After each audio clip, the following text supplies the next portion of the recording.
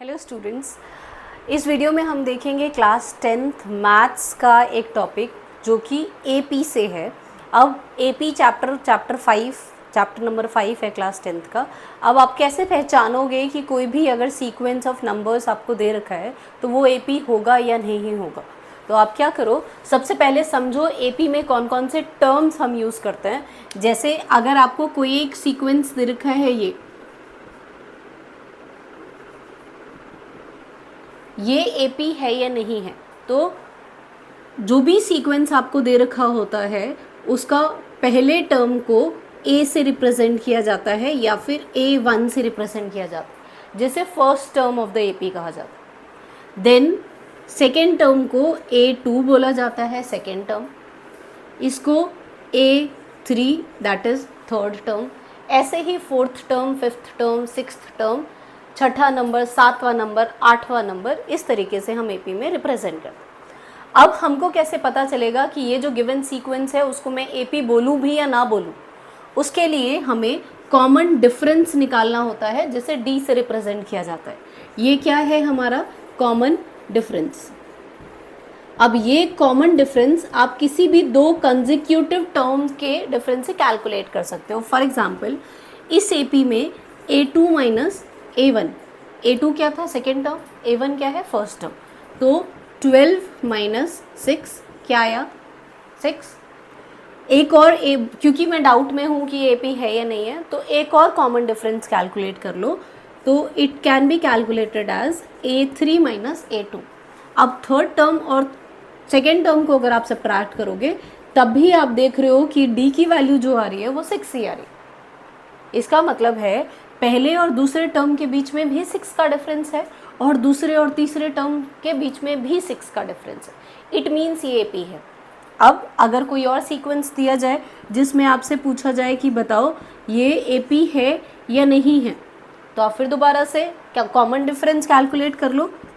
A2 minus A1, A2 क्या है 4 और A1 क्या है 2।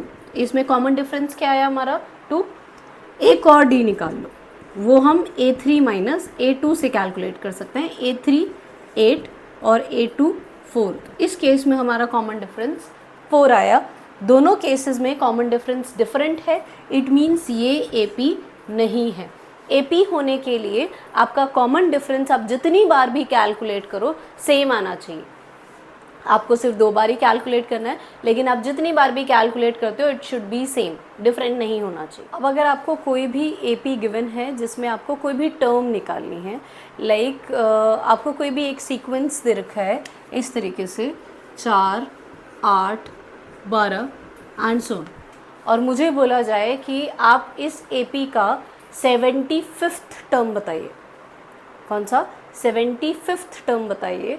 तो किसी भी एपी में अगर आपको कोई भी टर्म कैलकुलेट करना है तो हमें 2 चीज़ों की ज़रूरत होती है। एक होता है फर्स्ट टर्म और एक कॉमन डिफरेंस। अगर मेरे पास ये दोनों चीज़ें हैं तो मैं एपी का कोई भी टर्म कैलकुलेट कर सकती हूँ, जो एक सिंपल फॉर्मूले से कैलकुलेट किया जा सकता है, जो कि क्या है AN is equals to A plus N minus 1D। A मेरा फर्स्ट टर्म है, N जो टर्म मैं निकालना चाहती हूँ, और D कॉमन डिफरेंस। जैसे यहाँ पे अगर मेरे से कोई पूछता है कि 75th टर्म निकालिए, तो 75th टर्म फर्स्ट टर्म हमारा इस एपी में D 4 दे रखा है, N की वैल्यू 75 और कॉमन डिफरेंस अगर आप कैलकुलेट करो तो common difference A2 minus A1 से हम कैलकुलेट कर सकते हैं, जो कि यहाँ पे क्या होगा 4। इसकी वैल्यू क्या आएगी 4 प्लस 74 इंटू 4, 4 4 16 1 7 4 ज़ा 28 एंड 29, तो इट विल बी 300।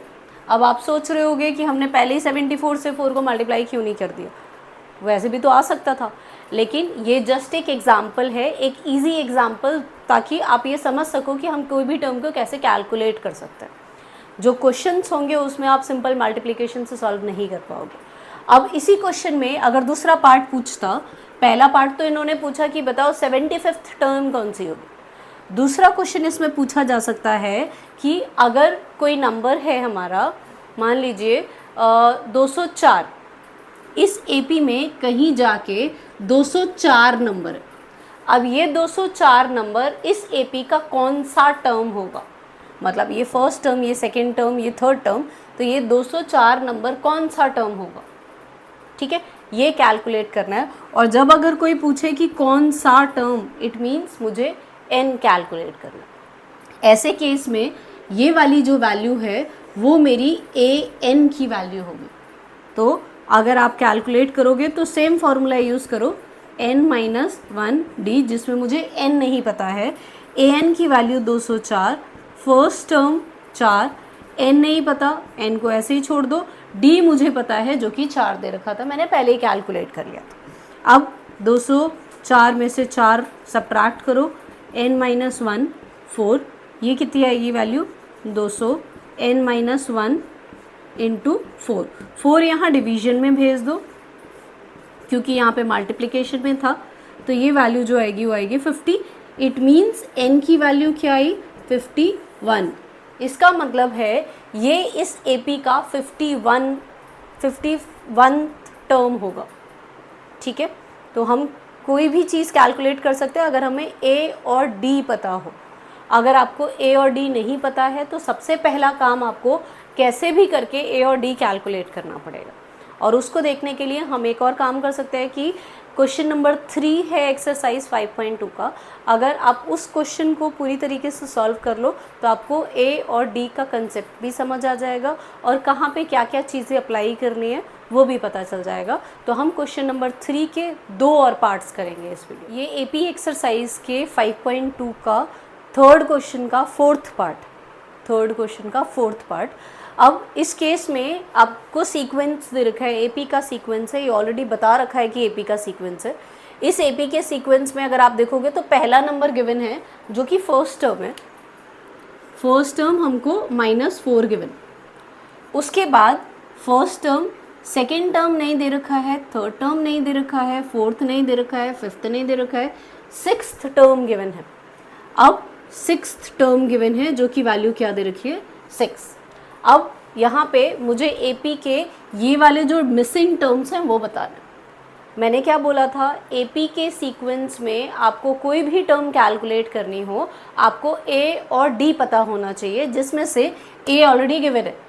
तो जो A6 की वैल्यू है उसे आप D कैलकुलेट कर लो। कैसे कैलकुलेट करोगे, हमें फॉर्मूला ऑलरेडी पता है, AN का फॉर्मूला क्या था, A + n-1 D। It means A6 की वैल्यू क्या होगी, A + 6 - 1 जो कि कितना आएगा 5D। अब A + 5D कितना गिवन है 6, A + 5D 6 गिवन है। A की वैल्यू ऑलरेडी गिवन है, आपको क्वेश्चन में ही दे रखी है वो, -4 + 5D = 6। ये -4 यहाँ माइनस में है, आप = के दूसरी तरफ ले जाओगे तो वो प्लस में कन्वर्ट हो जाएगा और ये क्या बनेगा 6 + 4।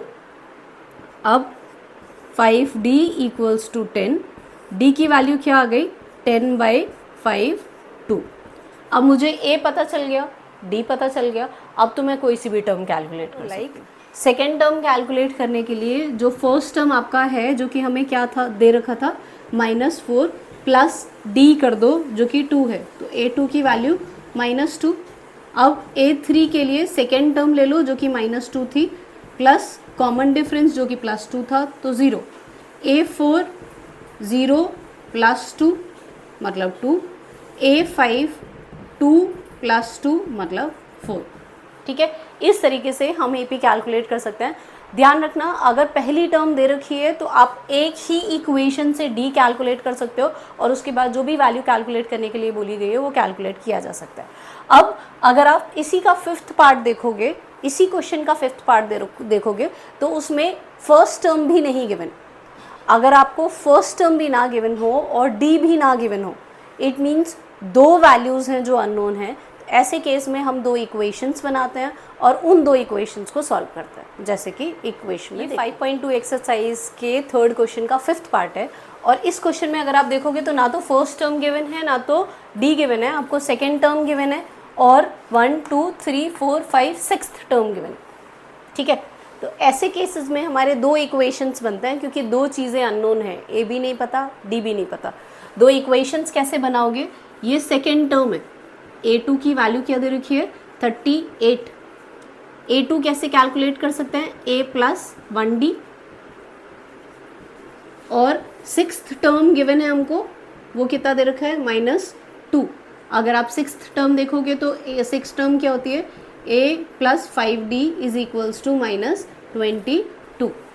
दो इक्वेशंस बनी, दो इक्वेशंस को आप एलिमिनेट कर दो। वैसे दो इक्वेशंस को सॉल्व करने के हमारे पास और भी तरीके होते हैं, आप सब्स्टिट्यूशन भी यूज़ कर सकते हो, लेकिन एलिमिनेशन इस केस में सबसे आसान माना जाता है, क्योंकि a का कोफिशिएंट ऑलरेडी सेम है। तो अगर आप एलिमिनेट करोगे तो ये दो इक्वेशंस ऐसे लिखो, ये वाली इक्वेशन, ये वाली इक्वेशन। अब क्योंकि हम सब्ट्रैक्ट कर रहे हैं तो जो भी साइन गिवन होता है उसका अपोजिट साइन आप नीचे लिख दो। जैसे 38 के आगे प्लस साइन मेंशन्ड है, मतलब कुछ नहीं लिखा है तो प्लस माना जाता है, इट मीन्स यहाँ पे प्लस है तो यहाँ पे माइनस लिख दो। 1d के बाहर प्लस लगा हुआ है तो आप प्लस को क्या करो, माइनस अपोजिट साइन, a के आगे प्लस है तो ये माइनस। अब ये माइनस साइन इसके लिए नया साइन है जो कंसिडर होगा।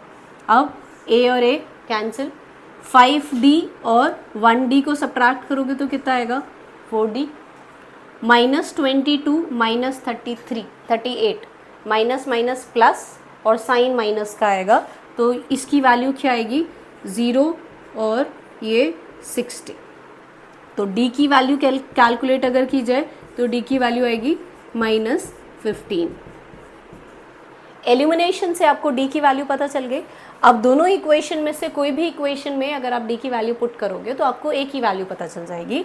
Like a plus 1d is equals to 38 था, a plus 1 into -15 equals to 38। ये उधर ले जाओ, साइन बदल जाएगा तो इट विल बी 38 प्लस 15।